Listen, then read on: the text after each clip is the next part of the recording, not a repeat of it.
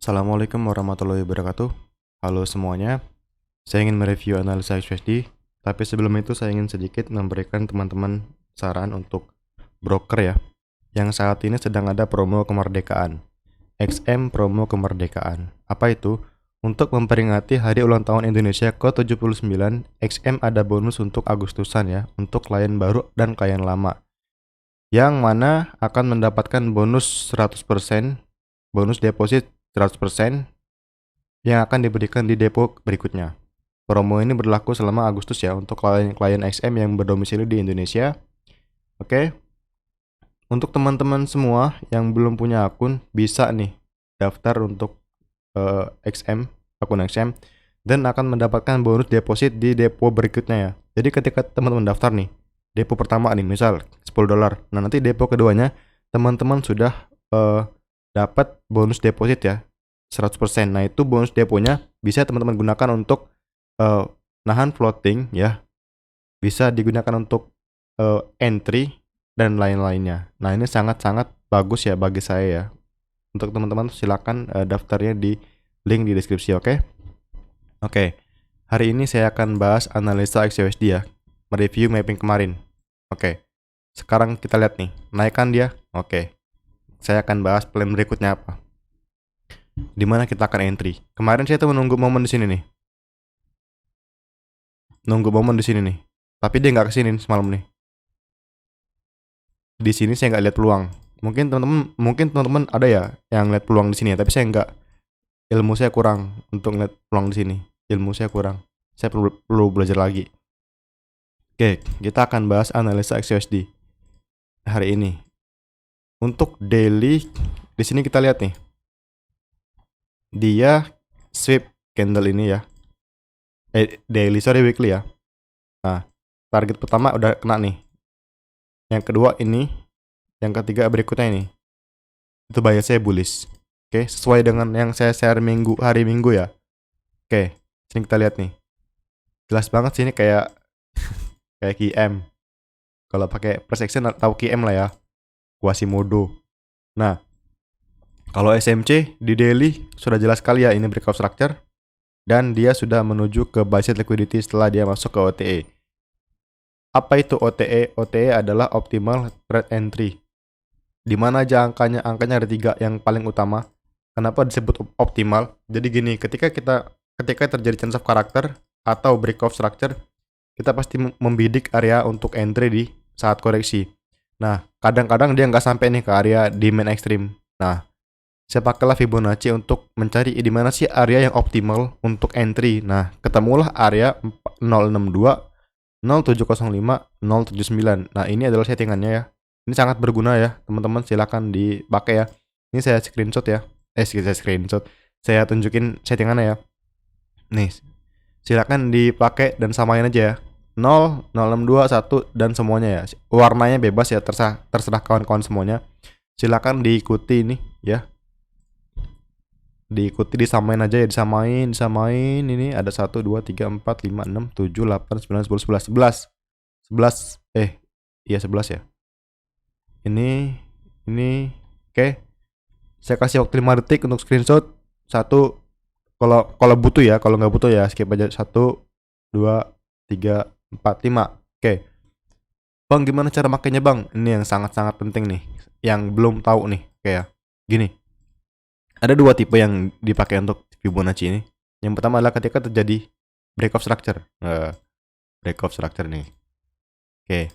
Ketika terjadi breakout structure seperti ini, biasanya saya menunggu dia untuk koreksi nih. Untuk koreksi ya, high-nya harus berhenti dulu nih di mana gitu ya.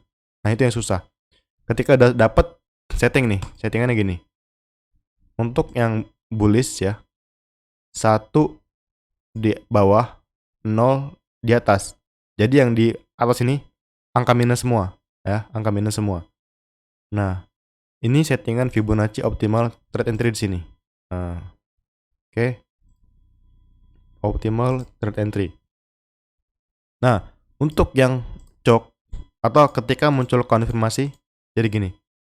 Nah, kita juga perlu menunggu dia untuk koreksi nih. Untuk koreksi yang pasti di mana? Apakah di sini kah? Apakah di sini kah? Oke. Nah gini. Nah, misal dia naik lagi nih, berubah settingannya, dia setting lagi 0 di sini. Nah, gitu. Kita dapat area di sini untuk OTE-nya. Optimal Trade Entry. 1 di ujung bawah, 0 di atas. Dan saya fokus di body ya. Cek ini ya. 1 di bawah, nah ini body. 0 di atas di body. Kenapa body? Simple. Kalau nangkap ular yang ditangkap apanya? Kepalanya, bukan ekornya. Oke, gini ya. Kalau untuk sel gimana Bang? Oke nih, saya contohkan untuk yang sel ya. Break of structure cell. Nih. Ini break of structure di sini. Dari 1 di atas, 0 di bawah. Nah, 1 di atas, 0 di bawah. Nah, jadi angka di bawah ini angka minus semua. Minus 0,027, minus 0,62. OTE-nya di sini. Optimal Trade Entry. Seperti itu ya. Ini sangat penting. Sangat-sangat penting. Ini saya pakai terus. Kalau misalkan saya nentuin PD array, nentuin area entry optimal, 2 ya saya pakai ya. Area di mana dia akan koreksi, area di mana PD array-nya gitu. Yang kedua adalah ketika terjadi change of character. Sebentar. Nah, misal cok nih. Oke. Nah, kita dapat area di sini nih. Contohnya gimana Bang yang cok cell? Abang kan nunjukin yang by terus. Oke, saya tunjukin nih. Waktu itu muncul ya. Pas itu kan saya mapping analisa ya. Nih saya tunjukin nih. Yang sempurna mapping saya waktu itu. Yang saya tunjukin secara di video. Oke, di sini kita lihat. Ini cok beres nih. Cok beres ya. Jelas ya, pullback-nya diambil, break of structure cok. Saya marking dari sini 1 ke 0.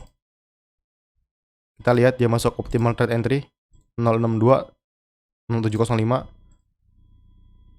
dan dia boom turun. Nah, itu ya. Lihat ini, turunnya kenceng banget nih. Tuh. Bener kan? Oke, itu ilmu ya.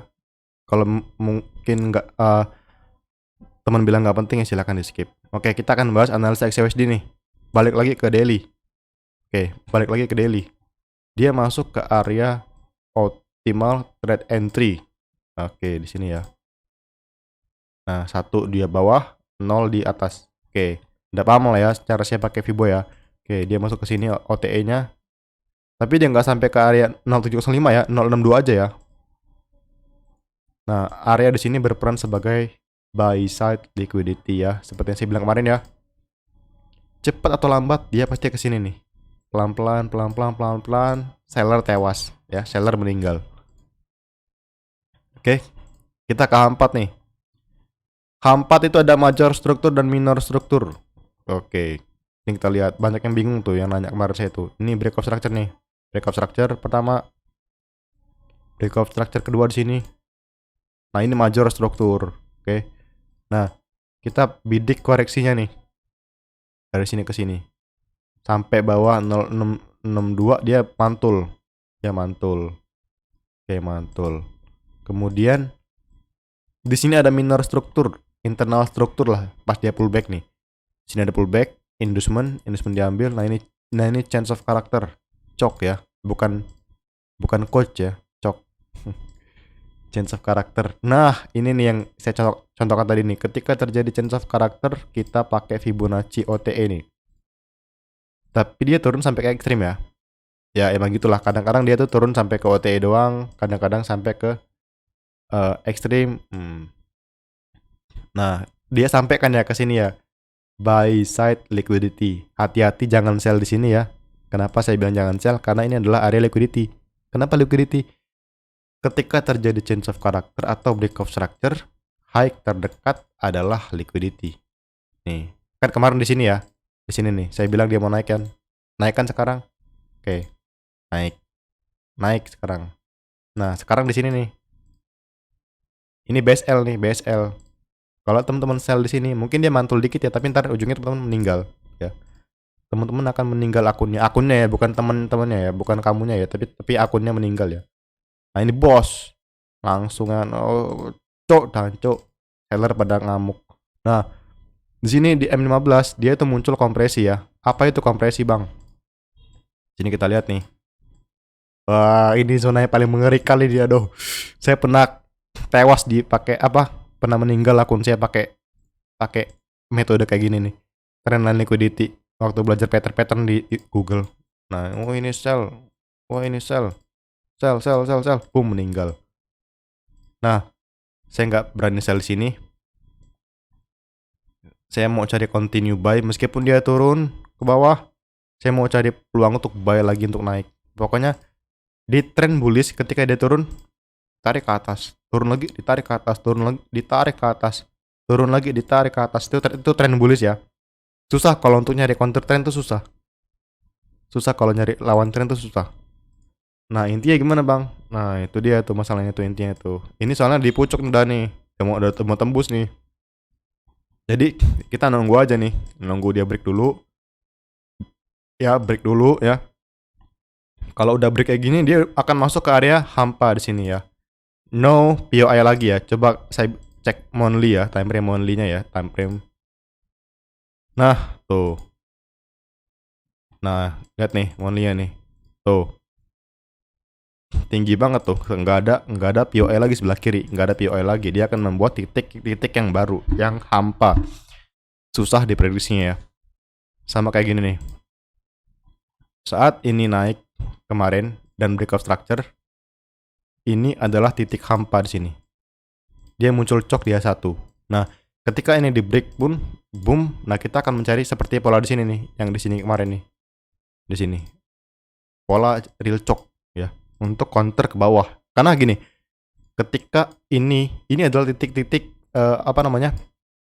Untuk H4 ini akan dititik menjadi pivot. Kenapa pivot? Sejauh apapun dia break, dia akan pullback sini. Jadi ketika dia sudah nge-break high di sini, boom, nah inilah momentum kita cari sell, fokus cari sell. Fokus cari sell untuk pullback ke OTE gitu ya. Jadi ketika ini terjadi boss ya, terjadi boss kita setting nih Fibonacci nih, boom. Dia akan pullback nih ke OTE gitu ya. Nah, inilah plannya kita mencari sell di titik hampa, atau kalau misalkan nggak ada peluang sell kita cari peluang buy tergantung polanya ya, tergantung apa yang muncul gitu ya. Jadi kita entry menunggu peluang. Jadi apa intinya, Bang? Intinya saya akan menunggu ini di break, boom, entah dia muncul buy atau sell, saya akan masuk sesuai apa yang berlaku. Apakah muncul pola buy saya cari buy, kalau muncul pola sell saya cari sell gitu ya. Hari ini tricky di XAUSD, tricky ya. Kalau di M15 dia terjadi kompresi, kemungkinan akan banyak akun yang meninggal. Jadi saya skip dulu untuk XAU di jam-jam ini. Oke, saya akhiri. Assalamualaikum warahmatullahi wabarakatuh.